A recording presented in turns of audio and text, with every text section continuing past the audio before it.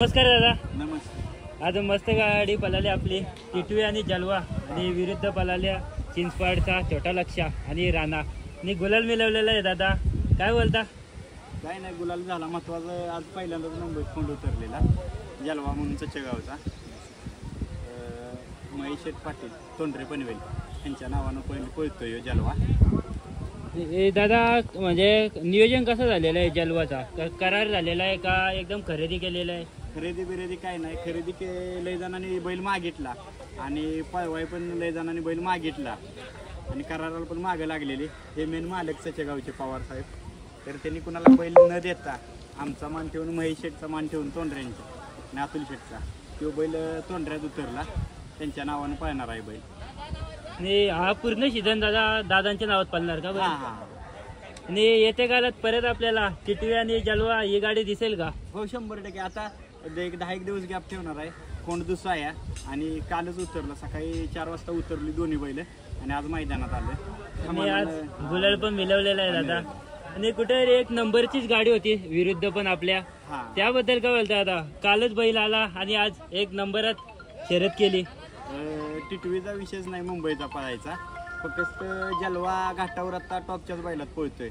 बक्कासूरच्या गाड्यात असेल किंवा चांगल्या मोठमोठ्या बैलात पळून एक नंबर केलाय. पण मुंबईचं रान केला किंवा खालची सिस्टीम माहीत नव्हती की खाली जाऊन एक तासभर उभं राहायचं ना, त्यावेळेस जलवा ते सारखं उड्या घालायचा खाली सुट्टीला. म्हणजे हुशार झाले की बैल उड्या घालाय बघायचा, म्हणजे त्यात भेंडवून गेला खोंड, त्याला सवय नसताना. पण हळूहळू मुंबईच्या वातावरणात सुट होऊन आणि खालचं उभं राहायचं कळालं ना, तर 100% अजून 4-5 उड्या जास्त पळेल. नाही दादा, याच्या पहिले कधी जलवा मुंबईमध्ये आलेला का? नाही, फर्स्ट टाइम आला आणि पहिली शर्यत पण केली. शर्यत गुलाल मिळवले दादा. आणि येत्या काळात टिटवी आणि जलवा घाटावरती दिसेल का आता? 100%. ते काय घरचेच बैल असल्या का त्या घाटावर संबंध आहेत म्हणून तर दिला ना बैल इकडे पळवायला.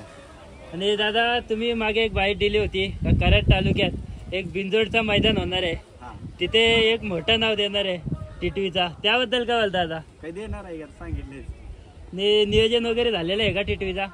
त्यावेळेस आता अधिकारी सांगून कसं चालेल. आणि दादा आपल्या दावणीला अजून किती नंदी आहेत? अजून 4 कोंड आहेत बारके. आता ते पुढच्या वर्षी दिसतील तुम्ही टॉपला. आणि आता आपले अजून एक शर्यत जमलेले आहे ना आता? आज चालले जमवायची. आणि त्या शर्यतीचं नियोजन कसं झालेलं आहे? ते पण असं अचानकच झालेलं आहे. बिंजोडला नाव दिलं होता? नाही, नाव होतं जमवली होती ना. आणि दादा शुभेच्छा पुढच्या शर्यतीसाठी. मी जास्त काही वेळ घेत नाही.